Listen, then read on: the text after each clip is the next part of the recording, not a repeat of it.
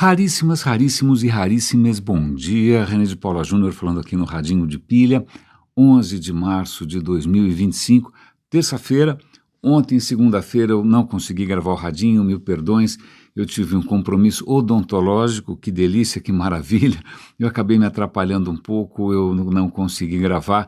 E quando eu deixo de gravar na segunda, isso é um pouco arriscado, porque significa que tem, sei lá, quantos dias que eu fiquei aí acumulando ideias e acumulando assuntos, e será que algumas delas se perdem? Simplesmente algumas ideias se perdem, algumas coisas eu acabo esquecendo, eu dei uma revisada agora de manhã para ver as coisas legais que eu poderia eventualmente comentar com vocês, mas dá uma quebrada no ritmo, não é? Mas acho que, acho que uma pequena coincidência, hoje no Estadão, eu não sei porque eu insisto ainda em assinar o Estadão, talvez porque, por que eu estou com essa reclamação?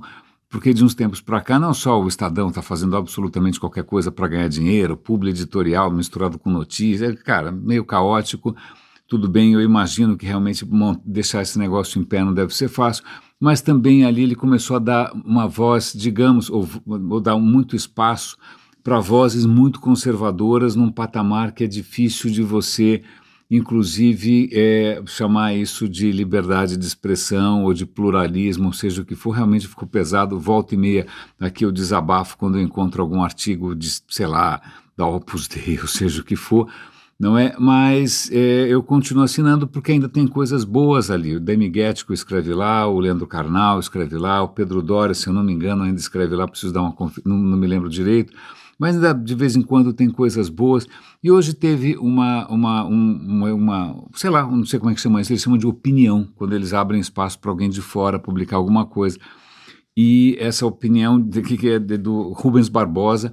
O Rubens Barbosa escreveu um artigo muito interessante mencionando Tucídides, um dos primeiros historiadores, né, romanos.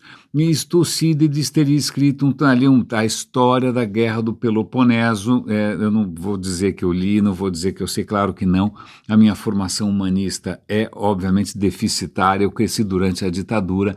A primeira coisa que qualquer milico faz é botar o pessoal de humanas para correr antes que eles coloquem algum tipo de pensamento independente, autônomo e questionador na cabeça da molecada, né? O que eles querem mesmo é o que o Tarcísio está fazendo com essas escolas cívicas e militares que vão formar provavelmente um bando de paus mandados, mas ok, isso é uma pequena digressão.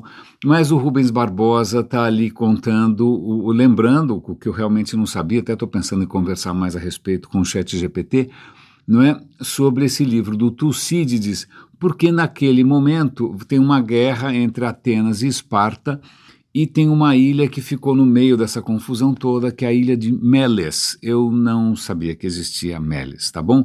Mas o que acontece é que Atenas começa a forçar a mão, olha, vocês vão ter que tomar partido, vocês vão ter que ajudar a gente contra os espartanos. Meles fala, cara, tô fora, desculpa, não estou interessado.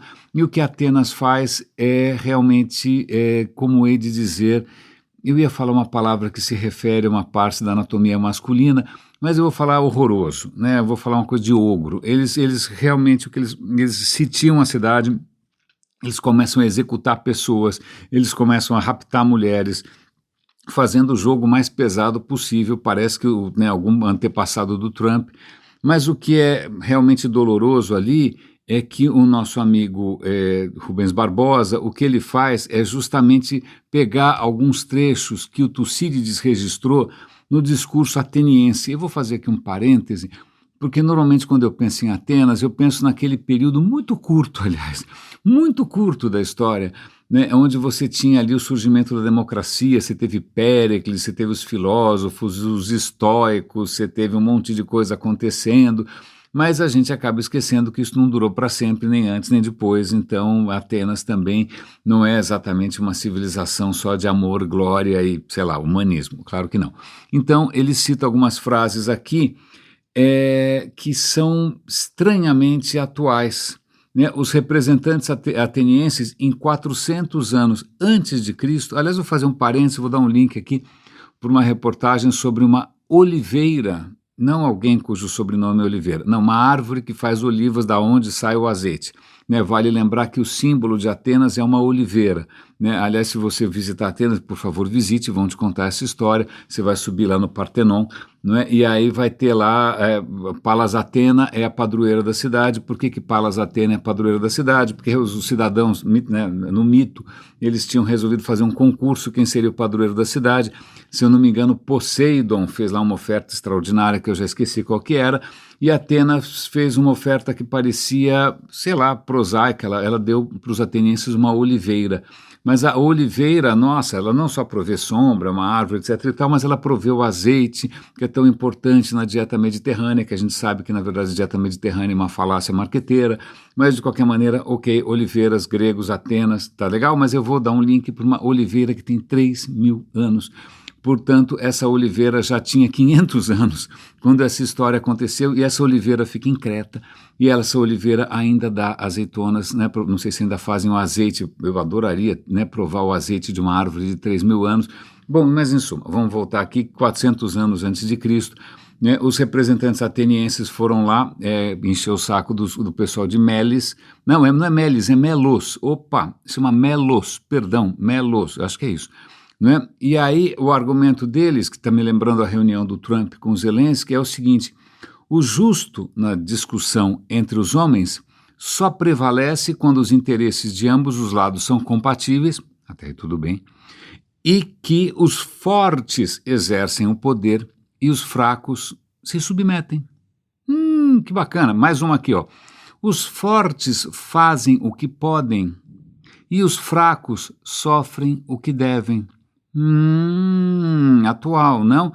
A decisão é mais quanto à própria salvação, evitando oferecer resistente do que é muito mais forte.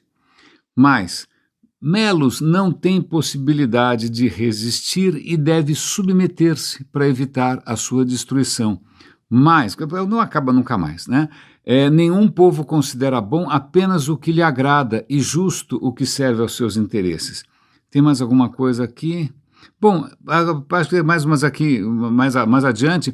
Os que agem como convém em relação aos mais fortes procedem corretamente. Uau, então quando você na empresa, né, ouviu lá do RH, ou do seu chefe, ou do seu colega, manda quem pode, obedece quem tem juízo, isso na verdade é mais velho que a oliveira de Creta, não é? Isso é um tipo de pensamento que parece resistir magicamente a todo esforço civilizatório, não é? A todo esforço de progresso, a toda filosofia, a religiões, né? Ideias dessas em que é natural que o mais forte prevaleça e é natural que o mais fraco simplesmente se submeta ao que o mais forte quiser, isso parece ter uma sobrevida extraordinária. Eu acho que é nessa época em que, infelizmente, nós estamos vivendo, né? Uma época onde o discurso da força, onde o discurso da truculência, né? Onde o discurso da absoluta falta de empatia, humanidade, prevalece. Então vejam que isso para quem não acreditava em natureza humana, né? Para quem, sei lá, ou para quem inocentemente, como eu, há alguns anos atrás, ou melhor dizendo, há muitos anos, ainda acreditava que era possível, sim, que a gente entrasse numa nova era de fraternidade, de colaboração, de diversidade. Quando você lê um texto que tem 2.500 anos, né, uma situação de total desequilíbrio, de assimetria, vamos chamar assim, de forças, onde os mais fortes estão ali batendo várias coisas na mesa, inclusive, né, as armas e outros órgãos masculinos, então você percebe que a nossa situação aqui não é tão nova assim, né, e aí é uma questão que sempre vai me perturbar. Aliás, o ChatGPT, daqui a pouco ele vai falar: René, vamos mudar de assunto, né, porque eu vou compartilhar com vocês aqui uma conversa que eu tive com o ChatGPT. O que acontece? O ChatGPT inaugurou um modelo novo que é o 4.5. Eu queria testar o modelo 4.5 e eu falei, bom, eu vou começar uma conversa bastante aberta, né? E adivinha sobre o que era? Era justamente sobre isso, né? Porque eu acho que eu ando bastante desconfortável com esse cenário global, né? E eu fui perguntar, puxa vida, será que a gente tem como escapar dessa coisa que parece inevitável, né, que é esses sociopatas, essas pessoas que não têm nenhum tipo de empatia, elas tentando se impor, e pior do que isso, sendo apoiadas por uma boa parte da população, porque a questão não é só, surgiu um Hitler, ou surgiu um Stalin, surgiu um Trump, ou surgiu um Bolsonaro, e eles, sei lá, são tiranos, déspotas, que... Não, na verdade eles são apoiados, eles são adorados, né, até hoje, né? Aliás, um se inspira no outro, né? O Trump se inspira no Putin, o Putin se inspira em algum czar russo, que se inspira em Júlio César, que se inspira em Alexandre o Grande, né? É um clube masculino, não é, que aparentemente agrada a metade dos seus amigos, ou pelo menos dos meus, né? Eu não sei onde eles foram parar, inclusive, depois de tudo isso. E a conversa foi progredindo. Vou dar o link aqui para a conversa, para quem tiver alguma curiosidade de ver como que o ChatGPT navega nesse tipo de território, que é um território de humanas, basicamente, certo? Né? Onde você não tem exatamente equações, onde você não tem exatamente certezas, onde você não tem ali certo ou errado, né? Mas ele navega ali talvez ele esteja se adequando justamente ao que ele acha que eu espero ouvir. Talvez seja isso, talvez seja um processo adaptativo, por que não? Não é? Mas é interessante que num certo ponto, quando os dois estavam ficando bastante desanimados, eu e ele me perguntando, o que você acha? Você acha que tem saída? Você acha que, porque parece que não, realmente essa coisa está me ficando meio feia? Eu fui dormir com essa história na cabeça. No dia seguinte eu resolvi retomar a conversa e eu falei, ChatGPT, eu acho que existe uma saída. Não é exatamente uma solução, não é exatamente uma possibilidade constante, não é? Mas a saída talvez seja a arte. E eu me lembrei justamente do Ainda Estamos Aqui. Por que eu me lembrei do Ainda Estamos Aqui? Porque o Ainda Estamos Aqui, que conseguiu, para mim, pelo menos, né, uma coisa miraculosa, né, contrariando qualquer expectativa que eu pudesse ter, ele conseguiu colocar na mesa de jantar, na sala de jantar, na casa, na cara de todo mundo, no colo de todo mundo, a história da repressão militar, a história da tortura, a história da barbárie. É uma história que já tem... Quantos anos já? 50 anos. Começou em 64, nós estamos em 60, 80, 40 anos. Não é? E essa, eu achei que ninguém mais fosse conseguir trazer isso sem provocar, sei lá, a ira do tiozinho do churrasco, sem que gente batesse na mesa. Né? Ele conseguiu colocar em pauta, conseguiu colocar nas telas uma verdade, ou várias verdades, que estavam lá, coitadas, trancadas no armário, sem nenhuma chance. Como que ele conseguiu isso? Não só ele conseguiu, como o país inteiro torceu, né? Um carnaval bastante singular esse, em que de repente você tem blocos inteiros torcendo por um Oscar americano, para uma história que é uma história horrível, horrível e triste, tristíssima. Ele conseguiu, eu adorei o filme, adorei tudo, vocês sabem disso, já comentei bastante, mas como que ele conseguiu isso? Com mais fatos, com reconstrução, usando inteligência artificial, 3D, CGI, ou seja o que for. Não, ele conseguiu desvendar ali, ou pelo menos descobrir um caminho pela emoção, né, pela empatia, né, na hora em que você, de repente, o filme começa com a própria família filmando a si mesma, não é? Então tem esse aspecto, é uma coisa meio meta, aí por assim dizer, não meta do Facebook, mas quer dizer uma metalinguagem, né? Começa dessa maneira. Veja, você está vendo logo de cara um material que a própria família gravou dela mesma, então a história que vem na sequência é uma história também dos brasileiros contando sobre os brasileiros, e aquilo que, sobretudo, uma história sobre o que a gente não sabia, o que a gente não tinha ideia, a gente não sabia o que estava acontecendo, a gente não sabia se o cara estava sendo torturado, o sofrimento era esse, né? O sofrimento de muita gente era não saber. Né? E ele conseguiu, imagina, trazer para a luz, trazer para o palco, trazer para a tela, de uma maneira que contornou esse campo minado, que conseguiu pular por cima das trincheiras, através de talento, através de sensibilidade, através de arte, através dos atores perfeitos, não é? Ou seja, é possível, né? Imagina, eu sempre invejei a Argentina, que muito rapidamente conseguiu confrontar os seus militares, conseguiu colocar na cadeia, conseguiu fazer filmes a respeito, né? Tem inúmeros filmes a respeito, tem a História Oficial, 1980 e tantos. Tanto a Argentina consegue olhar de frente para trás. Ela consegue olhar para trás de frente. Ela consegue encarar o seu passado. E a gente não conseguia. A gente não tinha, porque ninguém tinha descoberto como. Como é que você vence a resistência? Como é que você consegue passar por aquilo que parece intransponível? Né? E o Walter Salles conseguiu.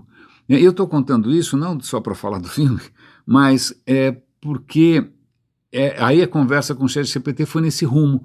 Até que ponto a gente consegue, eventualmente, criar novas conversas, criar novos canais, criar novos desdobramentos, né, possíveis através da arte. Mas aí vem uma conclusão que aí é minha, na verdade, que ele se empolgou, achou a ideia maravilhosa, muito obrigado, mas eu mesmo me lembrei o quanto isso é raro, porque a gente demorou décadas para conseguir fazer isso. O AI-5 essa história toda é da década de 70, a gente demorou 50 anos para conseguir falar a respeito, né? O AI-5 também é de 68, não lembro, né?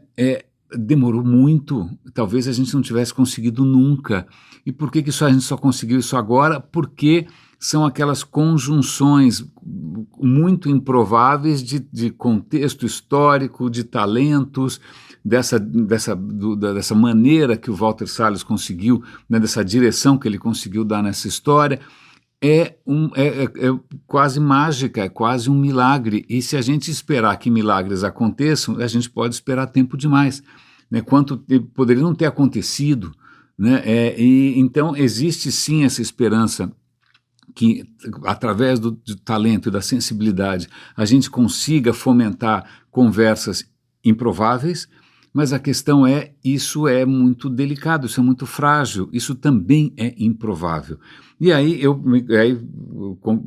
fiquei com essa ideia na cabeça, escrevi um artigo no Substack, no LinkedIn a respeito, vou passar o link para vocês, eu tenho essa newsletter, e aí não satisfeito, eu estava com essa ideia ainda na cabeça, eu abri a câmera e fiz uma live, e eu vou passar esse link para vocês também. E na live eu abrir meu coração, que é o que eu vou fazer novamente aqui, que essa constatação minha, depois de não sei quantos anos dando a cara para bater, aparecendo aqui, falando de improviso, né, simplesmente ignorando qualquer interesse pragmático, racional, qualquer manda quem pode, obedece quem tem juízo, né, simplesmente, em português claro, eu caguei para tudo isso ao longo desse tempo todo para conseguir trazer à tona alguns assuntos. E aí eu chego à conclusão que, se não está funcionando, é porque eu não tenho o talento necessário, né? Então é muito interessante, porque eu poderia eventualmente pôr a culpa nos algoritmos, nos influencers, teorias conspiratórias, mas talvez seja isso, talvez seja uma deficiência, uma limitação minha. Né, talvez se eu fosse mais carismático, talvez se eu fosse mais divertido, talvez se eu não fosse talvez se eu fosse mais novo, se eu me chamasse Raimundo, como diria o nosso amigo Drummond de Andrade, não é? Mas essa constatação de que eu tenho limitações e que de repente eu não consigo passar de um certo patamar de visibilidade ou de relevância. Né? Talvez eu desperte muitas, sei lá, talvez a minha cara já tenha alcançado a beleza de muita gente, talvez a minha idade, ou eu não sei. Então é um pouco melancólico isso, claro, mas também dá um certo alívio, né? Porque pelo menos você fica na esperança de que alguém consiga fazer isso melhor que você. Né? Eu estou sempre compartilhando com vocês essas personalidades que eu acabo compartilhando, seja a Sabine Rosenfelder, seja o Sean Carroll, seja quem for que eu estou sempre divulgando aqui, o The Rest is History, são pessoas que eu admiro justamente porque eles conseguem furar essa bolha, né? Porque de alguma maneira eles conseguem emplacar ou ter algum tipo de repercussão, e eu torço por eles. Eu não preciso aqui lembrar que muitos desses meus heróis, né, da divulgação da mínima racionalidade, ou da ciência, ou do conhecimento, ou da cultura, ou da tolerância, né, muitos deles não terminaram exatamente muito empolgados. Carl Sagan é um dos exemplos mais gritantes, por assim dizer, porque ele terminou a vida melancólico, achando que a América ia mergulhar no anti-intelectualismo, na superstição e no obscurantismo, e foi o que acabou acontecendo, né? Então, só desculpa fazer essa confusão toda aqui, mas tem uma coisa que me alegra. Eu fui recentemente, eu fiquei muito feliz que esses últimos dias, tirando a ida ao dentista, eu não precisei ir de carro para lugar nenhum. Então, fizemos muitas coisas a pé no bairro que eu achei divino, não é? E aí fomos finalmente, uma coisa que eu estava adiando faz tempo, ou enrolando, não é nem adiando, visitar a Livraria Cultura, que fica aqui do lado, na Angélica com Higienópolis. Era um casarão antigo, continua sendo um casarão antigo, não é? Antigamente acho que era um banco, se eu não me engano, acho bem que Boston, não sei, mas que agora foi reformado, está super bem conservado, e o casarão é uma Livraria Cultura. Nós fomos lá, linda, linda, linda. Fomos atendidas pela Giovana, que é uma estudante de uma doutoranda em filosofia, que coisa sensacional. Descobri que na Livraria Cultura está com agora uma maneira muito interessante de se relacionar com seus clientes. Você pode pagar fixo por mês, eu não me lembro qual é o valor, e se você pagar, você não lembra, é o preço aí de um Netflix, não sei. O que acontece, se você paga fixo, você pode pegar o livro que você quiser, desde que não seja um livro de arte, seja o que for, mas um livro de ficção ou não ficção, né? Você leva, você lê e você devolve. Você devolve, no mês que vem você pega outro. Né, como se fosse, sei lá, uma assinatura de Netflix mesmo, é a primeira coisa que me vem à cabeça.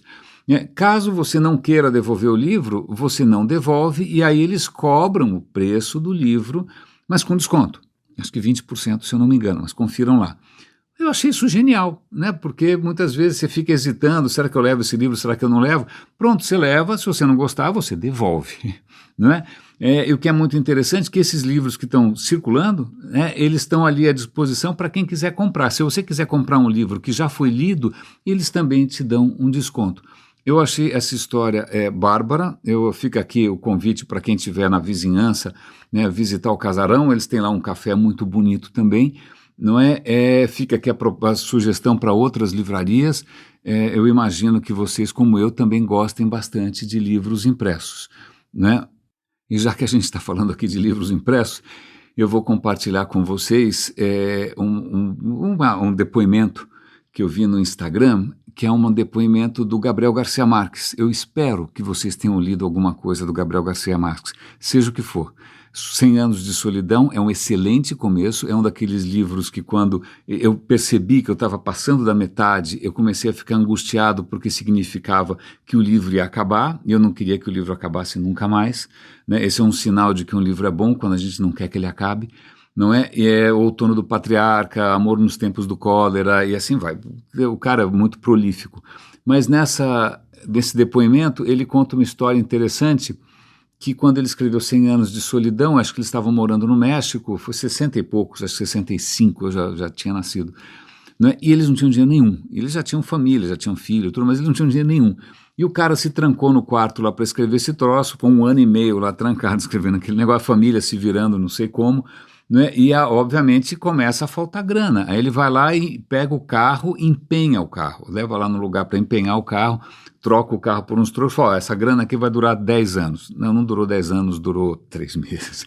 Ele pagou algumas contas. Aí o aluguel começa a acumular, eles começam a penhorar mais coisas. E aí, eu sei é spoiler, tá? Mas por favor assistam, mesmo que eu conte aqui a história toda, porque ele é um personagem fascinante, né? E aí o que acontece, o livro finalmente fica pronto, eles estão devendo as calças para todo mundo, aí tem que mandar o livro para a editora que ficava na Argentina naquele momento.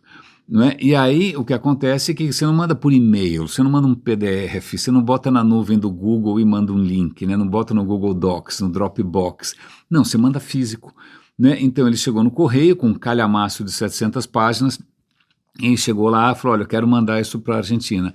O cara pesou e falou, isso vai custar 90 pesos. Aí ele falou, cara, desculpa, eu não tenho essa grana, eu tenho 48. O que faz, o que não faz? Ele pegou, dividiu a quantidade toda de manuscritos pela metade. Ó, pesa isso daí, quanto é que deu? 48 pesos, legal, acho que ele tinha 50. Então tá, eu pego 48, manda isso daqui, não é?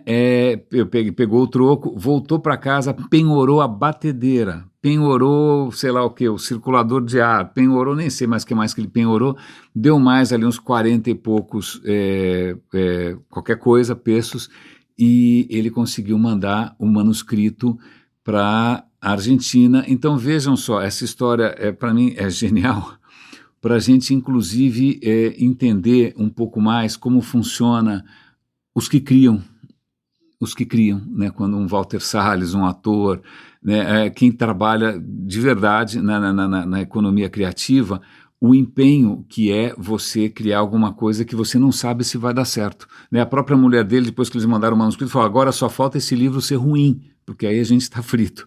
Então, quando você aposta no seu talento e aposta tudo, né, como o Gabriel Garcia Marques apostou, como a mulher dele também apostou junto, os filhos dele, coitado, não tinham muita escolha, não é? Esse foi um caso em que, também um talento miraculoso, em que o cara vira um prêmio Nobel. Né? Esse livro que o cara não tinha nem dinheiro para mandar para a Argentina, acaba virando um prêmio Nobel. Eu estou contando essa história toda porque eu estou imaginando aqui que se vocês estão aqui acompanhando essa aventura, né, do Radinho, é porque vocês também têm carinho e apreço, né, pela questão literária, pela questão da cultura, mas a gente tem mais algumas histórias para contar aqui. Por onde que a gente... Aliás, falando nisso, e já que a gente está falando de livros, hoje eu acordei com um comentário, um feedback, vamos chamar assim, que valeu meu dia, um raríssimo, eu tenho muito pudor em mencionar nomes aqui, né, mas me falou, olha, que legal que você mencionou esse livro do Richard Dawkins, né, que é esse rio do Éden, o rio que sai do Éden, porque eu fui atrás, eu estou lendo e eu estou adorando. Cara, isso valeu meu dia, porque toda vez que de repente, né, você consegue plantar essa sementinha, aliás, acho que eu até vou resgatar aqui o logo da editora Larousse. A editora Larousse é uma editora francesa também, centenária, e um dos logos originais da Larousse é uma moça, né, provavelmente uma figura mitológica, né, assoprando um dente de leão, e sai aquelas coisinhas voando, não é? Aquelas sementinhas saem voando. E aí está escrito assim, eu sopro aos quatro ventos, né? Esse papel de quem cria, de quem produz, né? De você não sabe exatamente onde as sementes vão cair, e a gente fica muito feliz quando isso vinga, né? Então, caso você acompanhe o Radinho, o canal do Radinho no Telegram, no WhatsApp, que ali é só para, na verdade, avisar quando tem algum conteúdo novo, é só para isso que serve, não é? Eu vou distribuir essa imagem da Larousse também, porque para mim ela é bastante significativa. E já que a gente mencionou aqui a história do Richard Dawkins, eu fui ao dentista ontem, eu fui e voltei, né, pelo trânsito de São Paulo, ouvindo o audiolivro, né, com muito deleite, porque o livro a primeira vez que eu vejo um audiolivro com essa dinâmica. É o Richard Dawkins lendo, mas ele está alternando com uma outra locutora, que eu não sei quem é, falha minha, desculpe. Né, então isso dá uma dinâmica legal, né, porque afinal quando você lê um livro lido por um locutor profissional, com aquela voz perfeita, aquela dicção maravilhosa, é legal. Às vezes o autor, é ótimo você ler o autor, mas nem sempre o autor é um excelente locutor. Então o Dawkins, sendo o Dawkins, ele não é um excelente locutor. Se fosse o livro inteiro com Dawkins lendo, provavelmente ia ficar um pouco cansativo, mas essa dinâmica é legal. Mas ontem ele comentou, o Dawkins, já que a gente está falando aqui de feedbacks, o livro é sobre esse absoluto milagre que é a existência, chutei um negócio aqui, que é a existência da vida neste planeta e provavelmente muitos outros também. Falaremos a respeito de coisas do espaço daqui a pouquinho, não é? E ele está contando que num certo momento, ele está contando uma história maravilhosa da origem das espécies, da diferenciação, desses mecanismos genéticos incríveis, de criaturas maravilhosas e tal, e ele conta que ele recebeu uma vez um feedback de um senhor que havia se convertido de ateu para cristão, que é um fenômeno interessante, não é? Eu não me lembro de ninguém, eu já vi gente perder a fé, eu não vi gente que não tinha de uma hora passar, bom, ok, vamos ouvir, né? Pelo visto tudo é possível. E aí ele conta que esse cara ele resolveu explicar como isso aconteceu. E aconteceu justamente lendo um artigo científico numa revista, não sei se era National Geographic, alguma coisa dessas, né, que mostra fatos da natureza, E era uma revista que estava mostrando uma orquídea espetacular, magnífica, daquelas que você dá de presente, coloca na sala. A gente tem duas aqui florescendo nesse exato momento. E essa orquídea tem uma característica interessante. Ela não foi feita para você achar bonita, né? Ninguém pensou em você, né? Aquela orquídea, ela é como é porque ela foi feita para os olhos de uma vespa. Ela foi feita para os olhos de uma vespa. Então, ela tem esse tango, essa parceria, né? essa simbiose com uma vespa, que é a seguinte: a orquídea, ela imita a aparência, não só a aparência, mas o cheiro também, o cheiro de uma fêmea da vespa. Entendeu? Então tá lá a vespa macho passando, lá, e quando ela olha, que belo espetáculo, uma fêmea cheirosa, distraída, ela vai lá e crau na orquídea, e sem saber, sem perceber que é um engano, que é um engodo, mas ela fica felizona, né, acha que acaso maravilhoso, só que no que ela está fazendo isso, ela está se cobrindo do pólen da orquídea. Ela vai sair de lá, ou ele vai sair de lá, melhor dizendo, né, o macho vai sair de lá e vai encontrar uma outra orquídea que também tem ali uma réplica, não só uma réplica visual, mas até em termos de geometria, né, tridimensional, de uma fêmea. E aí lá vai o macho de novo, crau de novo, e assim ele está, sem perceber, ele está ajudando a orquídea a se espalhar, se diversificar, né? Se estender pelo tempo, pelo espaço. Mas aí, ok, e o que faz, por que alguém vai de uma hora para outra, né, mudar de, sei lá, coisa difícil de entender, mas aí o cara falou, olha, então, eu fiquei pensando, puxa, que perfeição. E essa é uma perfeição tão grande que não poderia, ou não deveria, ou não me parece provável que ela tenha surgido por acaso, por um mecanismo evolutivo cego. Isso só pode ter surgido de uma vez só, pronto. Porque se de repente a fêmea não fosse, se esse engano, né, se esse engodo, se essa ilusão não funcionasse tão bem, não ia rolar. Então, ou ela já nasce pronta, né, ou isso já nasce perfeito, ou simplesmente não ia funcionar. Porque, né, então, o cara começou a encasquetar com essa história de que não seria possível outra hipótese a não ser a perfeição instantânea. Então, a partir daquele momento, ele começou a acreditar que existiria algum designer inteligente, o arquiteto do universo, alguém que teria preocupado, inclusive, como que a vespa macho fica, né, aprontando por aí. E pronto. E aí o Richard Dawkins deve ter posto a mão na cabeça, eu não sei, porque é um audiolivro, né, e falou, veja bem, vamos por partes. Né, esse é um argumento muito comum, né, de quem está querendo dizer que não, o mundo foi criado de uma vez só por alguém bastante talentoso, mas, cara, não. E o que ele vai demonstrar, em primeiro lugar, assim, que para você enganar uma vespa não é a coisa mais difícil do mundo. Ele falou, aliás, desculpe aos machos da espécie, mas está todo mundo aí ficando excitadíssimo, se masturbando com uma foto em papel. Né? Se uma revista Playboy, que é uma foto em papel, certo? Que não tem cheiro da fêmea em questão, que não tem o volume da fêmea em questão, que não tem o tamanho da fêmea em questão. Se isso basta para ter uma indústria inteira de pornografia e erotismo, então, desculpa, não precisa ser uma réplica perfeita. A gente se contenta com pouco. Aliás, você consegue se contentar, como muitas gerações se contentaram, com um rabisquinho de mulher pelada, já está valendo.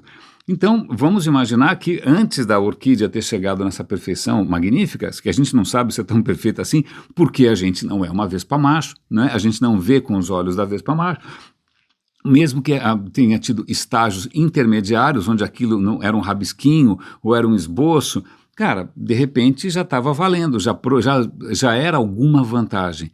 Né? E aí ele vai estender esse raciocínio até para a questão que é o máximo, né, dessa tentativa de salvar o papel de algum criador do universo, que é o olho. O olho é uma perfeição.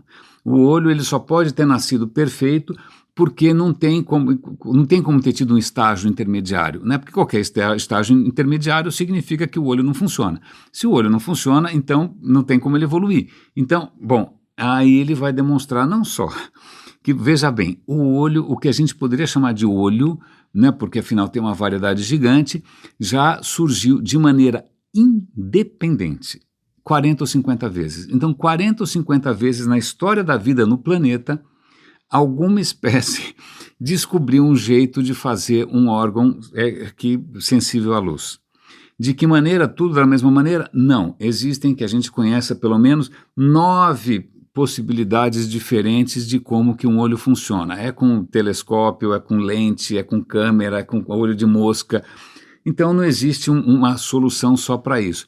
E aí, só para mostrar que, de repente, o olho, para chegar nessa perfeição, não é que ele demoraria 1 quintilhão de anos, se fosse um processo aleatório, ele vai mostrar ali que cientistas resolveram fazer um experimento matemático, computacional, para ver, vamos fazer o seguinte, vamos imaginar uma célula de pele epitelial, né, que de repente ela começa, de repente não, qualquer célula, à medida que ela se reproduz, ela passa por mutações.